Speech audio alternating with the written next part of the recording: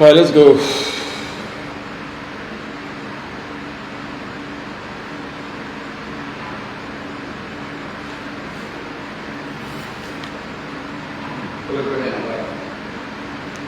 Okay, well, you have to join now.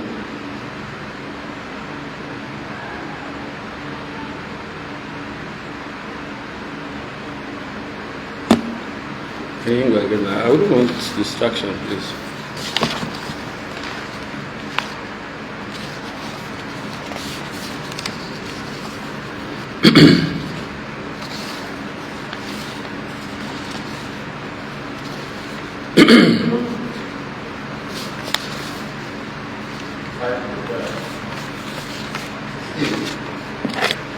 Hi. So that's one.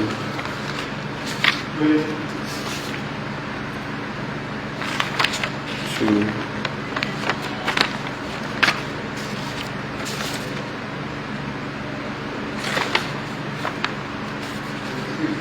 Three.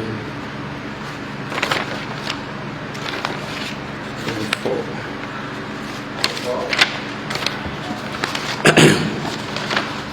Man, my Bugaya, so if I could Bugaya, my interest is going to die.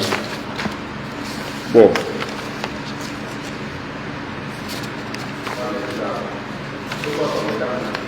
Oh, okay.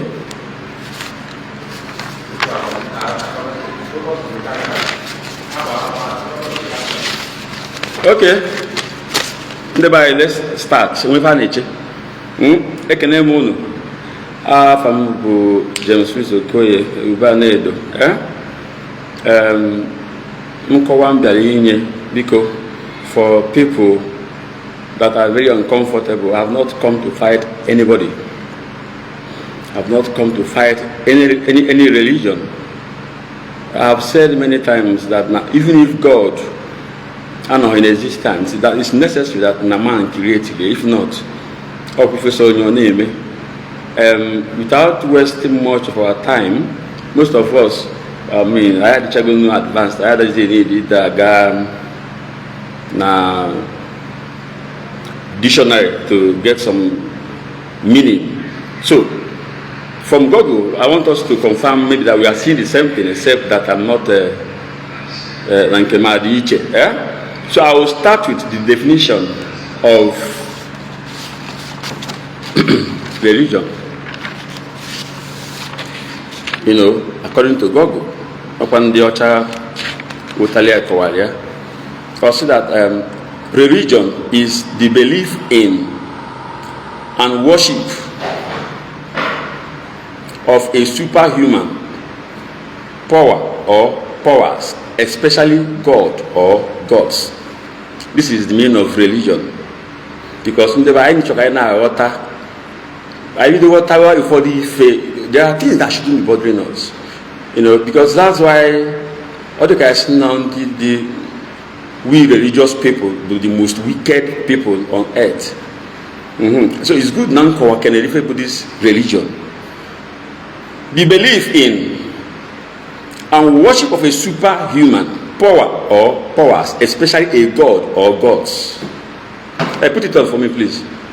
Now, what is belief? Belief, not believe. Belief. Acceptance that something exists or is true, especially one without proof.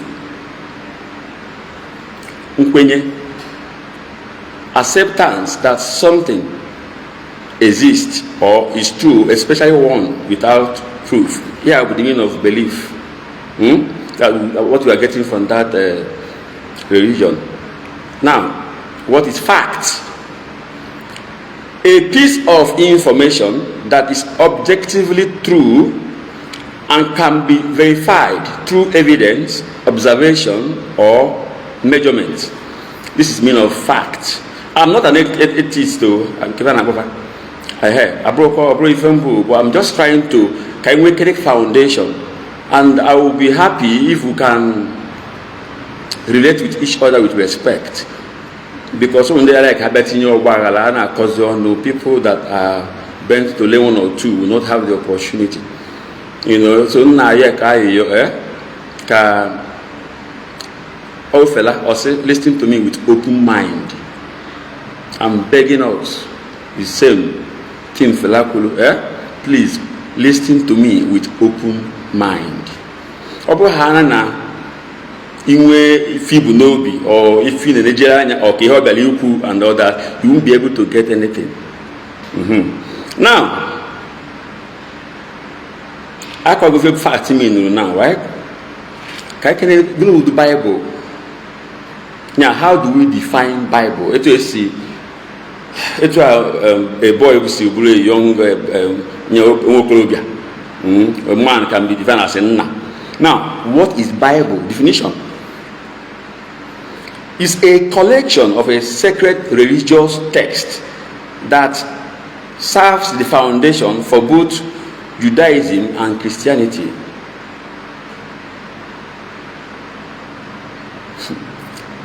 Definition of Bible. Is a collection of a sacred religious text or texts that serves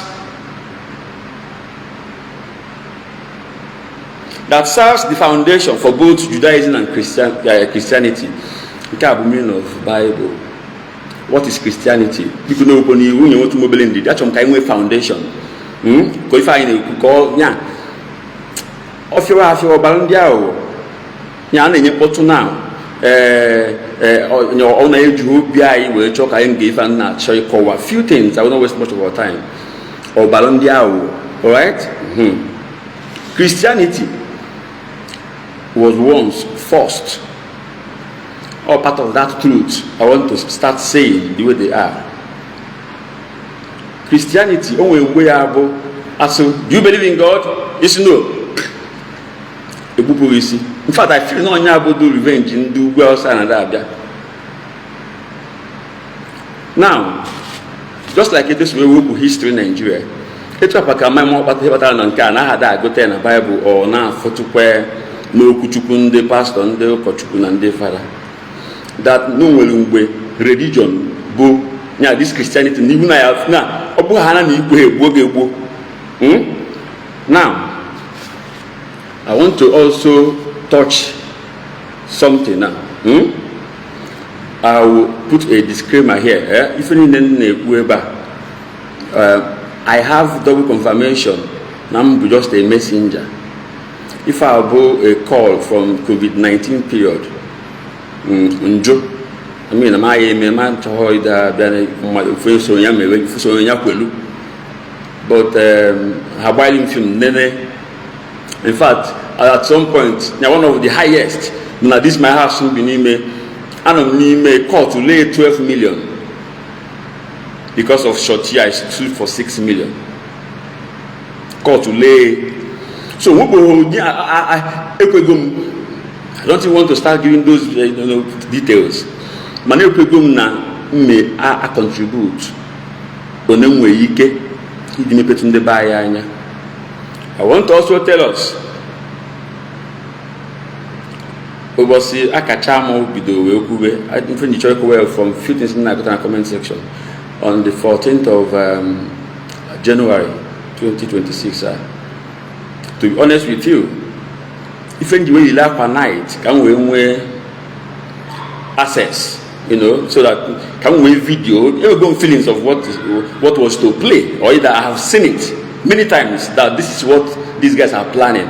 So if the way you laugh at night, or can we access, can have people with my full regard and the big officer and head of St. John's International, or can we that free access with my video camera to capture the things that will come out of Benson's Okoye's mouth. That's why you did that per night. I can't even hear per night. I think the night now go open during the burial of a member or something. That's where they will find you. No bunny here per night. I don't think that they fine because now maybe a ceremony like that, and we can see brothers and sisters, you have to turn out for this, but I don't think that they fine. For not wearing. So what I'm saying is that I could have been to that mass without putting on a night uniform, but I've just explained why put it on. Second explanation, Kife Meru, which we all, like many people must have understand the difference goes to a right? Now, Potazi out of that cathedral, as only defeat Golu. And part of why you Kuna Oko Ano Ahomar even now when I speak other one. As I was stepping out, child to a finding child to today. Now, I want to say something, even if Yoruba's family may not like to hear. I am sorry because I maintain that I cannot say one part of the truth and leave the other. I now wonder, why will a man behaving like a woman? Now, let me even change that narrative. Or go his be fail. Now, one day, only other choir, you be just you be all of more of myself, one day they relieve stress and pray Jah married you a bird earlier. Okay, or you didn't you work it. You be working half and you work in age. One day be batu bantaya where they are. Reason I could not control my emotions on the 14th of January is because during the last campaign, if I am Bamel, Nora was calling him, not about boss, not like this one, that one. I was opportune, even Kataha and I got on. Okay, the committed. If I am bad, the committed with so many things, they are not at the same time. Now, if you buy mobile, that period for the work not to stop. If I sold a property, now give me water, please. I'm having a dry lips. If I sold a property, and the property, Olelu, na Lagos, only 1 week. Space when they have for sale, at least a little. But I say no will be. Or what only if I do a put them or a good no if I always haga. Ole ya mama no highest bidder call you cashier the down. Ole over 60% of that money was transferred to Bishop, the former Bishop. So that all will continue. Oba family may not like this, but I don't want to be telling story like half. That was the major thing. But like I said, all the now let me come back to this Christianity. Many of us in the real sense, your God is meant to be fighting for you. I wouldn't want to worship a God I would be fighting for. With due respect, I try as much as I cannot consider emotions. Because I was once, like many of you, at the church I'm emotional. Now, Stations of the Cross, and I equate to,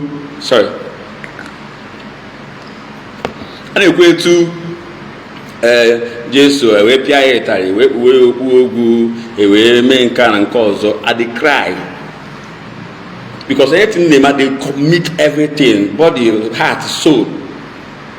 Na de bakwa, keep on for Jesus and all that. But kita. But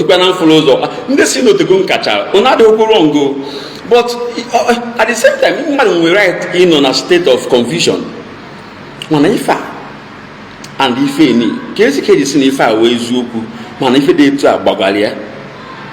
that's just the part of reason why the Ludu was the 14th of January. And then considering my aged mother, by the way, why did I join Night of St. John? I'm sorry, in the night. I lost my father in 1995 when I was about 15. And one of the things that hurts me is seeing my mother. If I am my father, especially if in the night. Or 1 or 2 G. She's in life member, CWO, St. Anne. I think she's the assistant president of St. Anne, my mother. Mana, Abia na if a night. Yeah, I put every energy somewhere there while growing up. So when my father died in 1995, and I was about 15 years old, now I was living in UK. I think about 10 years after, 2025. I've been in London. My mom, once in 2-3 days, we always talk. Time when we fire bank cut off. So, one evening, I'm not from meeting the night from Ebu. But now, no better could no familiar that, and if I would take a second for also, no, sister. You night, a lady of Night of St. John's. Car basal, corner where no is because of whom to that day for whatever reason. But now, because sister, no is when sister said, oh, no, Hannah, no, because we only even know the same open as you will say black and white. So, was it about your kada? My mother. When okay, but na sister na side here. I'm trying to tell us about this Christianity. Part of why it's full of lies. They preach so many things, but we don't practice. We don't practice it at all. Just say I labor on the end. Now my mother, Eda analogy who get ben namafo. Call it to no kada. Sister Yafo. Warrior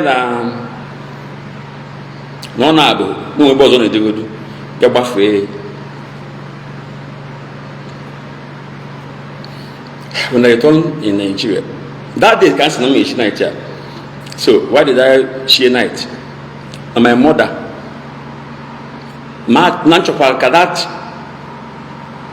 company for the when my father was there called food. And I can't. As a Christian that is committed, Maluan driver, I want to be part of what is happening. That was how I joined the Night of St. John's International. Because when you night one goes to my mother wickedness or fear nanya, so can put that one outside. I need to be experienced on certain things. But my head is juju. Like I have a whole lot to say, man. I'm sure you can go Zabia. That's just why I said I need to do video. I know that men are underground digging. You know what I mean? Digging tunnel. Mama is zedofa. If I zedoha na unkujo kwa mado, sikujom. Uncholo ka megido nyenka. Si megido kwa. Ima better than they buy now. If Jumali Baza Aluzolo Sisi Kitodo like before. Oh Macan didn't I have the Razalana. When you go church or ham a tinea yogi. When you book a sogo church, for example, no na yo if on my mail or to the boss me or mail munedim melundo about Tobin and all that. When you want an age, if all your mem, if all your me, now, even that one I be doing, and looking of today. Has 18 years and then none of 18. Now, the clause where the person is also meant to say, no, one and young one, who will only age for Joe, if all Joe me. All from that point to Ezuku imported culture and tradition. Does it overpower one kai? I want to ask something. Marco in the Bible, we call Bible Holy Okuchuku, right? As well as no brother. So many things in the Bible. Don't like love your neighbor as yourself. It depends. One of them name Okuchuku and then handwriting of a man. I know how to separate it. You check it. Lastly, division or multiplication. No army arrangement. So if you check it. You put a hot tie. You got a head tie. One nature you got. It's not a coming muka ime. Now, for example, in the Bible, we have a letter of St. Paul's to Galatians, to Ephesians, to Colossians, to Romans. In fact, these Galatians, Ephesians, and Corinthians are all in present day of Turkey today. Then, of course, Rome in Italy. They go to Philippines, today's Greece. I'm showing Paul when you example. Paul no name prison when they do all these letters. Kerun kendi Igbo. The awakening is now. Nime Bible kebe de Paul de kendi Igbo. Kebe de kendi Edo. Kebe de kendi Kogi. Or kendi Africa. Now, another question. And part of why maybe we're not allowed to ask questions because for me Okuchuku is when you conversation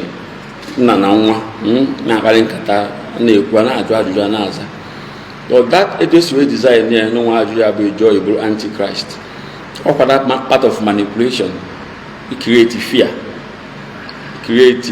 just to have power to control because now I will not uncover few things that will make us to wake up. I want to start with Jeremiah chapter 1 verse 5. We all know before I formed thee, I know you. Now, two people now,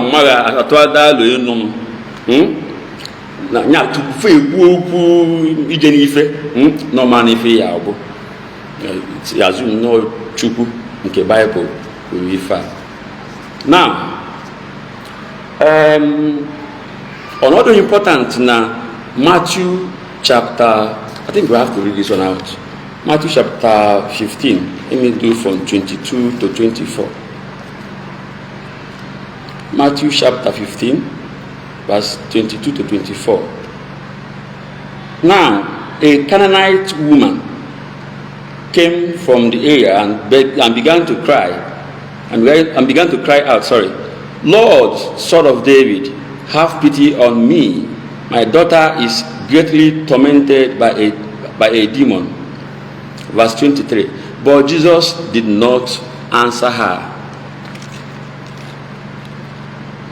not even a word. So his disciples approached him and said, send her away. See how she is shouting after us. Verse 24. Then Jesus said to her, I was sent only to the lost sheep of the people of Israel. Check your own Bible. Among us on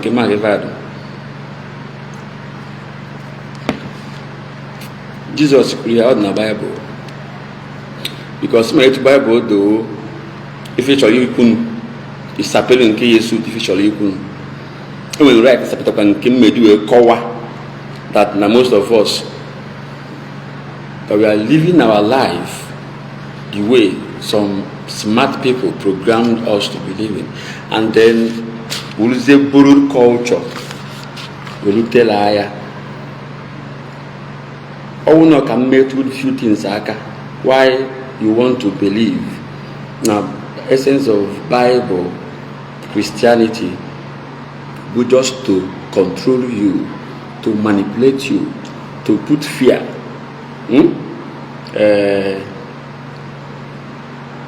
I have a Genesis. In the beginning, God created heaven and earth. And meanwhile, another part of the Bible, or I may just be fine, why about going anyway. And eventually do a bake or no before more. Or we can know n'eluigwe na Chukwu na ebe afọ ebee ka ọ nọ before okezie heaven and earth. I've tried to explain to us na onwe ndị na-efe ọnwa, ndị na-efe anyanwụ, ndị na-efe mmiri, ndị na-efe ukwu osisi, ndị na-efe efi dị ndụ, ndị ndị onye efe oluchie. Now some people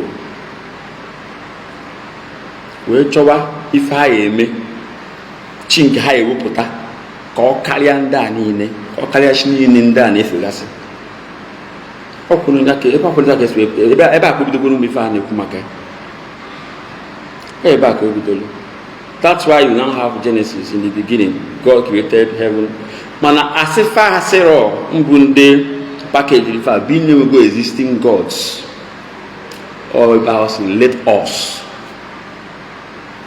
Ọ bụrụ na ndị ka n'aka nụ biko mmadụ ji na ma hapụ si na ọ ya akazi biko mana ọ m na ya ọ bụ anyị n'aka ka anyị were uche anyị ka uche anyị dị so based on that ndị ka n'aka nụ ije unyi ụka juudu fada ụkọchukwu pastor kedu kpatara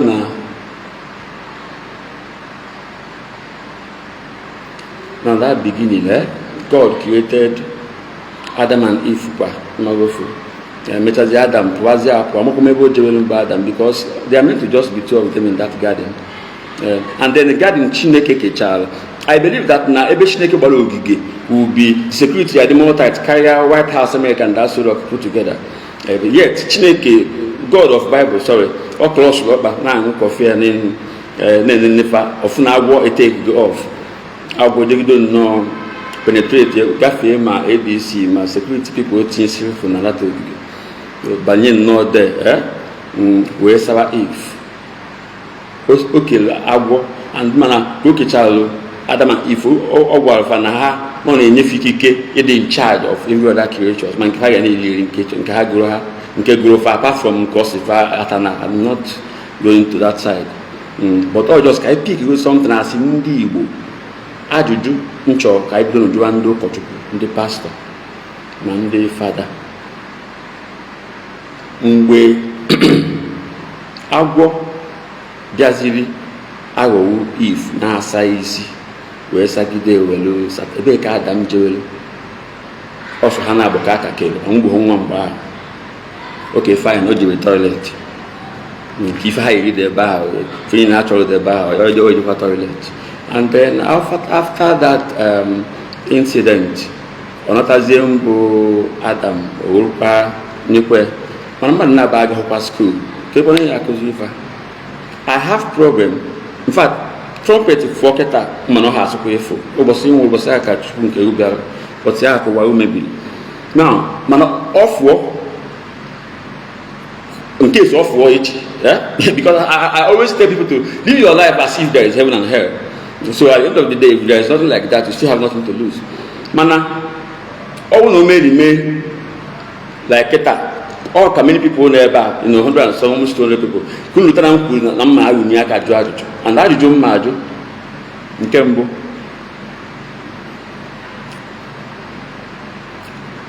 The reason Chukwu ye editing Louis Akachaam in the first place.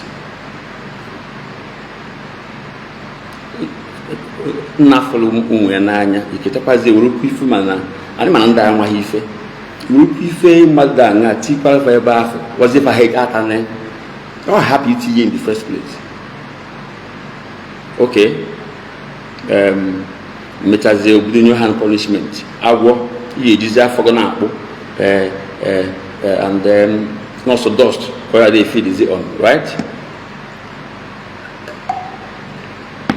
agwọ dobe unu ama maka nke dị na ndị ama maka obodo unu gasị ndị mụ na ha n'ebe a agwọ dobe unu dust ka ọ na-eri agwọ na-eri n'idide earthworm awọ ọkụkọ akwa in some cases anaconda yenye mmadụ onye ọ na-agbara ka ihe onye ụmụ agbara nye ụmụ chu nye ụmụ okpu onye we agwọ Chukwu gwacha anyị n'ọsọ dust ka ọ ya eri ka ọ ya adazi eri ụbọchị n'ụlọ nke ndị agwọ chenji menu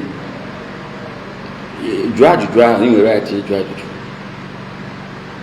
ị nwere right ịjụ asị ajụjụ okay, nke a dị na nkọ nwaanyị abụmọnụ maka ịda iwu a ije ịmụ nwa ọsụsọ ya na-asọ gị ya na-aga through pains and all.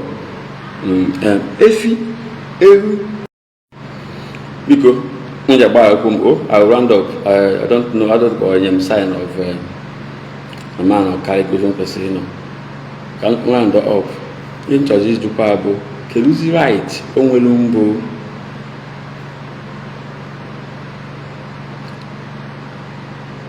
or efi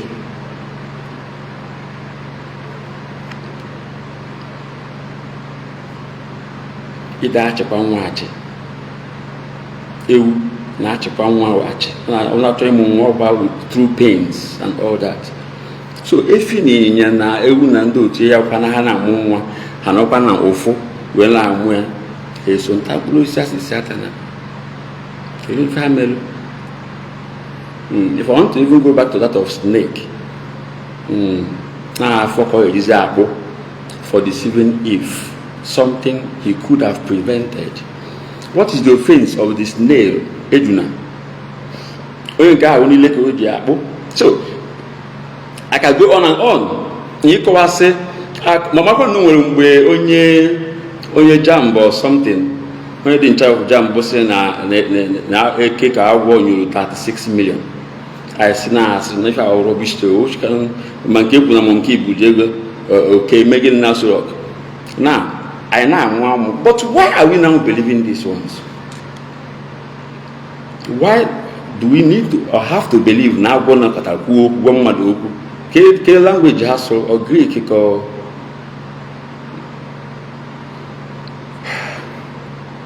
Odo na nwelu ife anyị ekwenye iwu anyị agụ etu ha esi ebi ndụ ka ife niile na-aga n'anya no doubt. I support almost from mbido to ngwụcha awụlụ sọsọ ụga ọ bụ na ife Chukwu kwuru maka ha nwara nwata mkpụrụ osisi nke ni na ha taa ọ dị na Bible, you can go and confirm. N'ụbọchị na ha ya ate na ha ya anwụ ha nwụrụ awakening ka na-emezi kịta because ọ na-ahụ ndị ikwu ọzọ abịa m n'ọnụ biko need to manage onwe ya manage m ekene because I have a whole lot. I'm on the I don't just know because I'm on more major content. So still in those stories all nanjupa just come okay, yeah, there's a tough welu akpata ifi oh pana o ga that tough with akpata ifi una maka encha ka hakata no na Nigeria kata ka that garden of freedom onyo mmadụ na-abụ bara ya ofu ka keke ya na-egbu because you agree with me na sometimes people now do healthy when God have not blessed them. Because they job is future. In our bone fat, your system had to be everything and now don't roll off. If you only have a name, if I email here, you will do very, very okay. Obviously, we catch lifestyle change from bedroom air condition to parlor air condition to parlor air condition to car to office and back. Heat now once in 2 weeks. If you know any people doing bracketa, or nali, or I can sometimes look at us now. Only two people goes in. Look at us here. If you now has a healthy life, just like many of us, they name big boys. I'm not going to trans many times. The full year committee of friends no. Na no manya. Most of the manya aha ba fe do ni me. So hana anwe makana hana akwa member ha manya ugbulu. Hana akwa member ha well kidney failure because of it who has osipahe digasi bahane digasi angasi udem manyafo. Now during the burial or funeral of that member, they continue. So if I open this Christianity, most of us, some things are not right. Most things are doubtful. However, we are comfortable with that. That is just that awakening I'm trying to drop for us. Some of us will be wondering, if you start questioning some things, if you start saying things the way they are.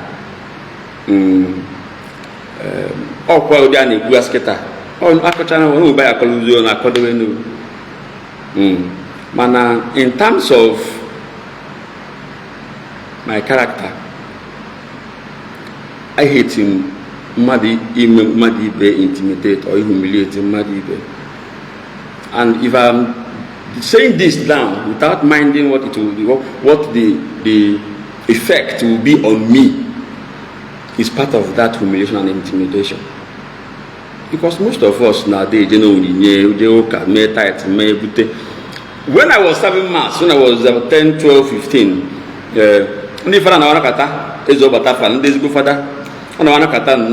ha ndị ogbenye gasị kpọọ ndị nwunye cactus, kpọọ ndị onwe ka ọha ofu onye ji na-abụ bunch of plantain or cocoa self, kesie ndị onwe ka ọha. But today most of our priests na ebunyezi ndị ifa nwanyị. Now the most painful part, most of them now do sell it. Lele inekwa ya no eje nyonya. I'm not against mmadụ nyonya, mana mmadụ okwu adọkwu n'ụmụ nwe ife ndị ụka anyị na-emekwa na-akpọ cathedraticum. Ife ebe a na-asị asị na-display asị, and we okayed it. There are blue placards a day 20 cows, St. Philip's with 20 cows. Meanwhile, we all know that now today's cost of cow about 1 million, 1.123, or not the cow is cheap, 800,000. But Uka allowed ka ofoguli 50,000. What is manipulation again? What is the meaning of manipulation? If I don't know how are you? If they just know for you, you 10, but if 10 now 1 million, and 1 million got heavy, and no job will if you now if mean fan acquirable DJ to bishop alpha per day in a for a day, require no once in a year. Go will before I did, we come behind so plenty gifts and just like our father. My you now go father, you go now go father. Oh, boss, and don't actually we call it annually. On quite with the night. If I we fair in the Ukaya and about catechaticum, was it a Jake and a bishop? Marona must know men and I, if I now want the name at Wonkai Ibu Ihu. When I'm on Yaka, Ndoka Jimwell, Nassai. I name is hair. If you nani born navy or a special director once in a year to go and gift the oldest person in your family and seek for his prayers and blessings. I didn't say, but you are very comfortable of women of Wonyanelli. Now, open on Tupa Oka and the Ominana side by side. Father, which of by in your and all that. On a day, daily meal with them, maybe. When you men and a buffy, the Madabia, Kadiano, Kirone Kaolo, Christ like, and a madman. I don't want to continue. Or that I couldn't get any fact.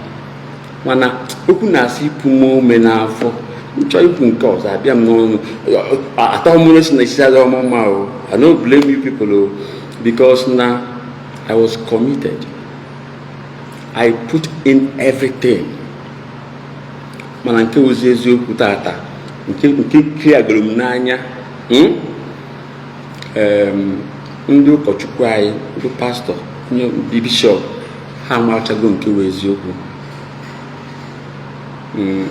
Ha amarchago nke wụ eziokwu. Man feeling now all about to control, to be able to manage people. My next topic, yeah, but I'll try as much as I can to be very organized to teach that very topic. Now, religion and our government are husband and wife. They are lovers. Or you might like it next time. Can we let know why? Let's get ourselves back from these people. Because one of the rules of the dining table is don't talk while eating. So, upon knowing on a table now, so they have gotten to that point. Now, okay, if what they now do, some the father for doing come on abroad. In fact, one father buy come for India fair in a hotel room in Lagos. I want to know they got King's oil, 25 liters, about 4. King's oil, vegetable oil. Then only empty bottles of Goya, clean bottles of Goya olive oil. But I didn't know why you didn't care. Now bio cocoa, na pack. Only one of these ministries. Come quite through blue. What happened to guys who didn't fight? Only one of these ministries, adoration cannot go in the Catholic. Instead now, Father Nankaidu's Gomino or some or can the pastor Procha handle dry that he is working for his retirement. One raw truth I want to drop with us. Another one I want to say, and I will stop, I'll close for today. About 2028. So 2008 or 9, I can't remember. I was traveling to London City Airport from Schiphol, from Amsterdam. Schiphol. All this small KLM Kambale Farfus, this small city hopper, the very small body plane. So I take it off. Less than 10 minutes of takeoff. Now we did to pray as a check. But one thing, that thing I don't know, no evil spirit, no bad spirit. Before you know chat to Jesus, my one air hostess, a man not the cash, no Uga, no if I met. But the strange thing about Nancy,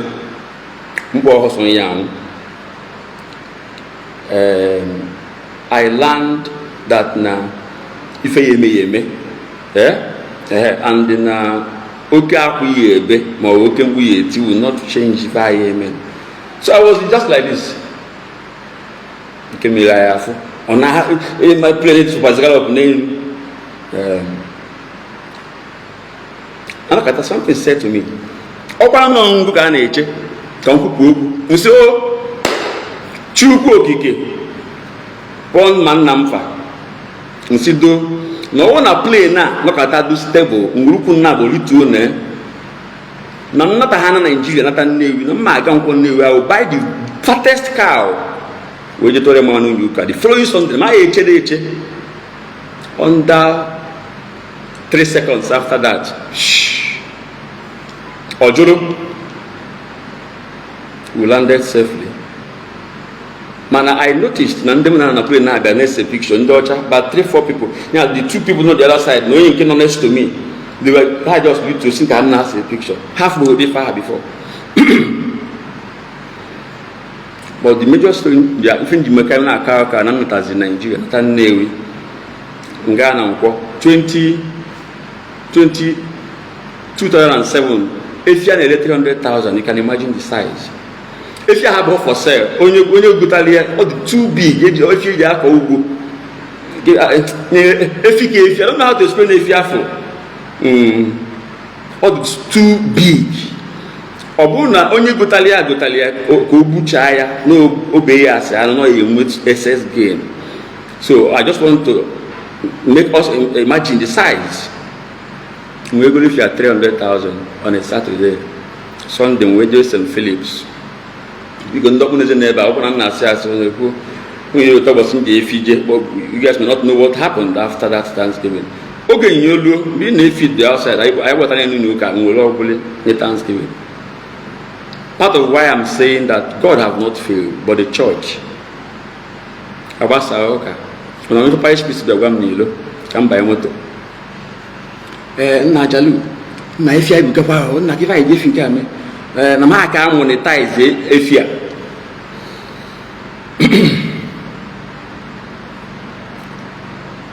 Namaka monetize, Namaka, it would take a single money for you. If I jam, I may not canco. Instead of okay, the awesome bum children, no go and name if one are call now. So, okay, pay your reason. Get soft, who will live touch. You want to call out now to if you educate. No only break and with as PP, now parish priest, no one do anything. And the parish vicars and then no that he will do with the money however he wish. And everybody go as if you don't do. No lay, now a J class, negate. And no good, I attach a Mudiano. You will do Kamana or a wound if you have your use. I got seen with Funy.